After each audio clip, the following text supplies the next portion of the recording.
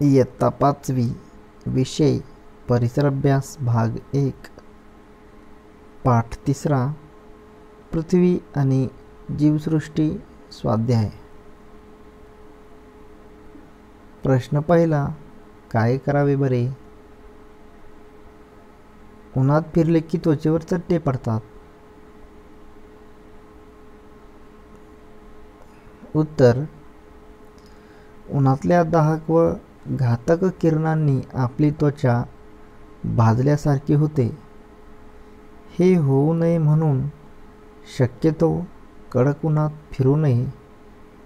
बाहेर जाणे आवश्यकच असेल तर छत्री घ्यावी. हातपाय झाकले जातील असे सुती कपडे वापरावेत. सनस्क्रीन मलम लावावे. चेहऱ्याचे रुमाल बांधून संरक्षण करावे. घरी परतल्यावर गार पाण्याचे हबके मारावेत. त्यामुळे त्वचेचे तापमान खाली उतरायला मदत होईल. प्रश्न दुसरा, जरा डोके चालवा. सूक्ष्मजीव महत्त्वाचे का आहेत? उत्तर, पृथ्वीतलावरच्या प्रत्येक आवरणात सूक्ष्मजीव आहेत. हे सूक्ष्मजीव अनेक कार्य करत असतात. अन्नसाखळीतही त्यांची जागा आहे. अन्नसाखळीतही त्यांची महत्त्वाची जागा आहे. वनस्पतींच्या व प्राण्यांच्या मृत अवशेषांपासून सूक्ष्मजीव पुन्हा माती व क्षार बनवतात. सूक्ष्मजीव नसते तर हा सर्व कचरा पृथ्वीतलावर साचून राहिला असता. म्हणून पृथ्वीतलावर सूक्ष्मजीव महत्त्वाचे आहेत.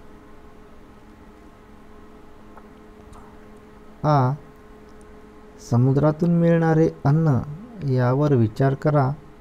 माहिती मिळवा आणि 10 ओळी लिहा. उत्तर, समुद्रात अनेक सागरी जीव राहत असतात. यांपैकी काही माणसाचे अन्न आहेत. सागरात आढळणाऱ्या तऱ्हेतऱ्हेच्या माशांपैकी काही जाती खाद्य म्हणून वापरल्या जातात. माशांतील उत्कृष्ट प्रथिने व मेदाम्ले यामुळे चांगले पोषण होते.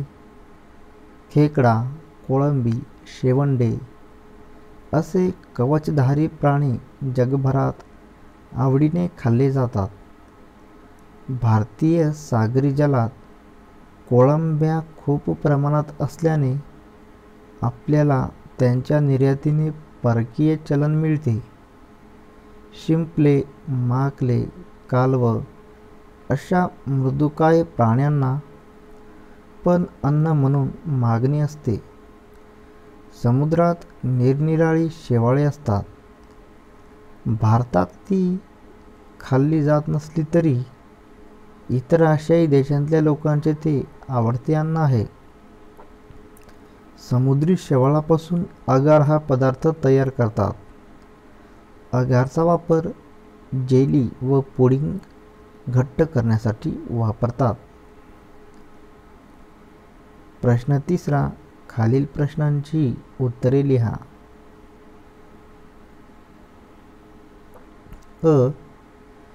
ढग कशाचे बनलेले असतात?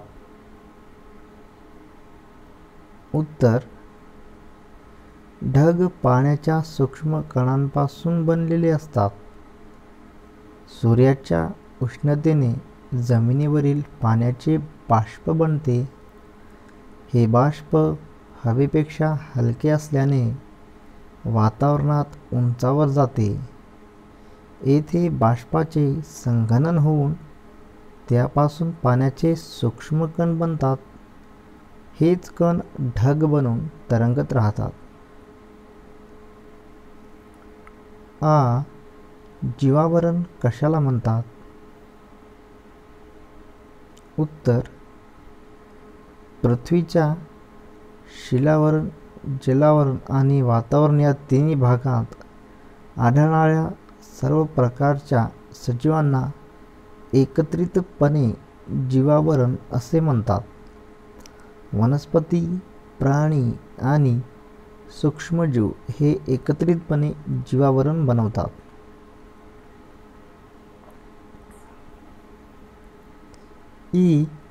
तुमच्या परिसरात असणाऱ्या विविध भूरूपांची यादी तयार करा. त्यातील कोणत्याही 2 भूरूपांचे वर्णन करा.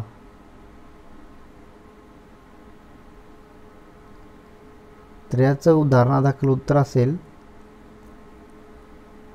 तुम्ही तुमच्या पद्धतीने उत्तर लिहू शकता. तर याचं उदाहरणादाखल उत्तर आहे, माझ्या परिसरात छोटी टेकडी आणि मैदान आहे.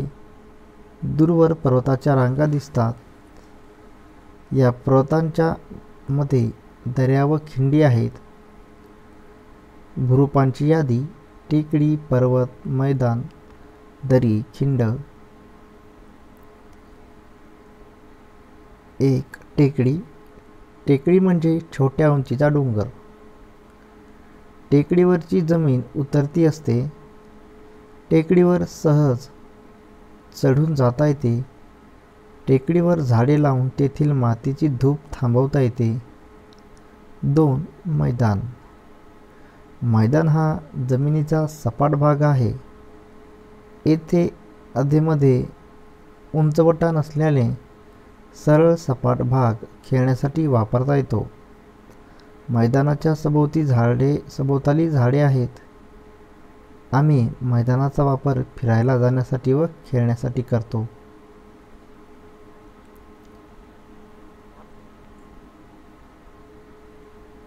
प्रश्न 4.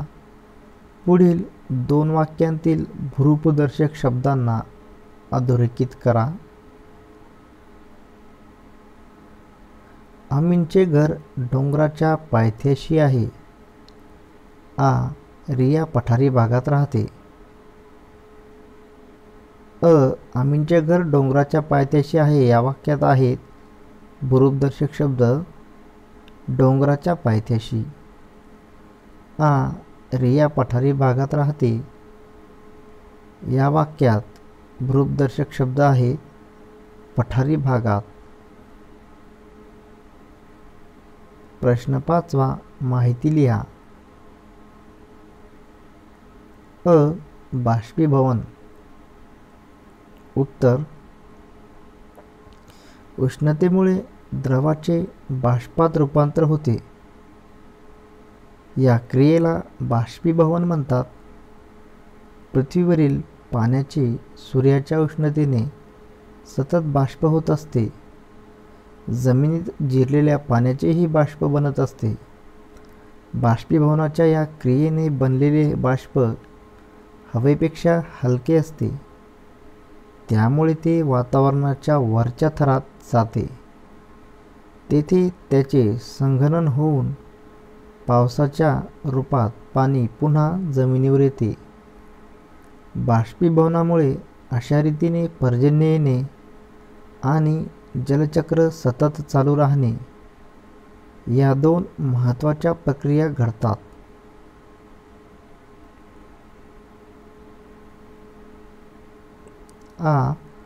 संगणन. उत्तर: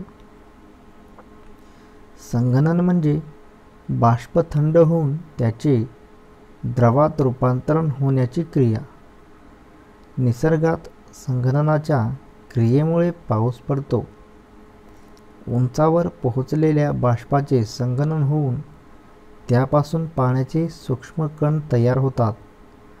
याचपासून ढग बनतात आणि मग पाऊस येतो.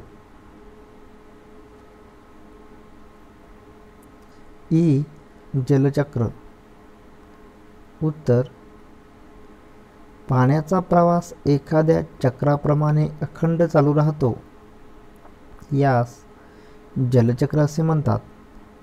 सूर्याच्या उष्णतेने जमिनीवरच्या पाण्याचे सतत बाष्प होत असते. हे बाष्प हवेपेक्षा हलके असते. त्यामुळे ते वातावरणाच्या वरच्या उंच थरात जाते. उंचीवरच्या कमी तापमानामुळे बाष्प थंड होऊन त्याचे संघनन होते. या बाष्पापासून पाण्याचे सूक्ष्म कण बनतात. हे लहान कण ढगांच्या रूपात आकाशात तरंगत राहतात. सूक्ष्म कणांचे मोठे व जड थेंब बनून पावसाच्या रूपात पुन्हा जमिनीवर येतात. पावसाचे पाणी निरनिराळ्या जलाशयात येऊन मिसळते.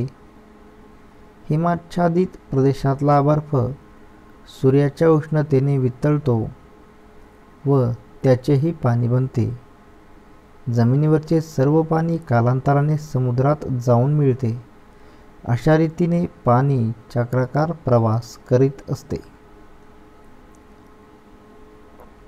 प्रश्न 6. कोणतीही 2 उदाहरणे लिहा. हवामानाशी संबंध असलेल्या घडामोडी. उत्तर: ढग तयार होणे, धुके पडणे, पाऊस येणे, चक्रीवादळ येणे, जोराचा वारा.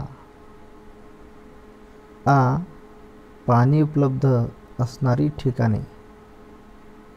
उत्तर: ओढा, ओहोळ, सरोवर, तळे, धबधबा, हिमनग, नदी, समुद्र इत्यादी. प्रश्न 7. जलचक्राची नामनिर्देशित आकृती काढा. तर याचं उत्तर आहे, याप्रमाणे आपल्याला जलचक्राची नामनिर्देशित आकृती काढता येईल. तुम्ही या पद्धतीने आकृती काढू शकता.